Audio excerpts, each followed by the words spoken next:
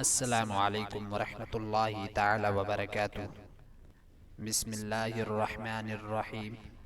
حضور صلی اللہ علیہ وسلم نے ایک دن اللہ سے یہ دعا کی، اے اللہ، عمر ابن خطاب کے وجود سے اسلام کو عزت دے۔ حضور صلی اللہ علیہ وسلم کی دعا ہو اور پھر قبول نہ ہو، چنانچہ ادھر یہ دعا ہوئی اور ادھر حضرت عمر رضی اللہ عنہ حضور صلی اللہ علیہ وسلم کو قتل کر دینے کے ارادے سے گھر سے نکلے۔ راستے میں آپ کو ایک شخص نے مل کر پوچھا کہ عمر تم کہاں جاتے ہو؟ کہا محمد صلی اللہ علیہ وسلم کو قتل کرنے۔ اس نے کہا بھلا اگر تم نے ایسا کیا تو بنی ہاشم سے کس طرح امن میں رہ سکو گے؟ اور پہلے اپنے گھر کی تو خبر لو، عمر تمہاری بہن فاطمہ اور تمہارے بہنوئی سعید ابن زید دونوں کے دونوں مسلمان ہو چکے ہیں۔ حضرت عمر رضی اللہ عنہ اس شخص کی یہ گفتگو سن کر غصے میں تھر تھر کانپنے لگے اور بولے، اچھا تو میں انہی دونوں کا کام تمام کرتا ہوں۔ یہ کہہ کر آپ اپنی بہن کے گھر آئے اور تھوڑی دیر دیوڑی میں کھڑے ہو کر اپنی بہن کی آواز کو سنا اور پھر دفعتاً گھر کے اندر چلے گئے اور بہن سے کہنے لگے کہ یہ آواز کیسی تھی جو اس وقت میں نے تم دونوں سے سنی؟ اس وقت حضرت عمر کی بہن کے گھر میں ایک شخص بیٹھے ان کی بہن اور بہنوئی کو سورۃ طٰہٰ پڑھا رہے تھے۔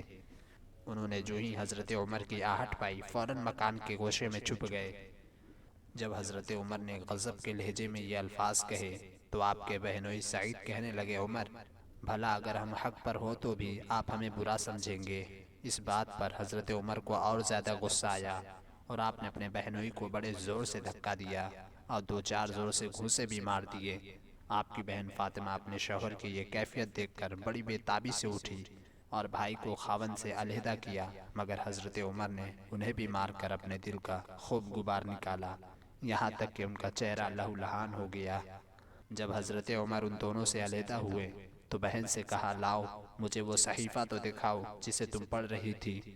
فاطمہ نے کہا، بھائی اسے پاک لوگ چھو سکتے ہیں، پہلے آپ پاک ہو لیں۔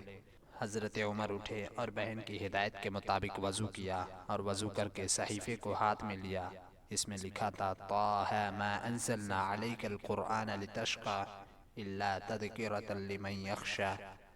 آپ ان آیتوں کو پڑھتے پڑھتے انی انا اللہ لا الہ الا انا فاعبدنی واقم الصلاۃ لذکری تک پہنچے تھے کہ کلام الہی آپ پر اتنا اثر ڈال گیا اور آپ نے اسی وقت بچشم تر فرمایا، مجھے فوراً محمد صلی اللہ علیہ وسلم کے پاس لے چلو۔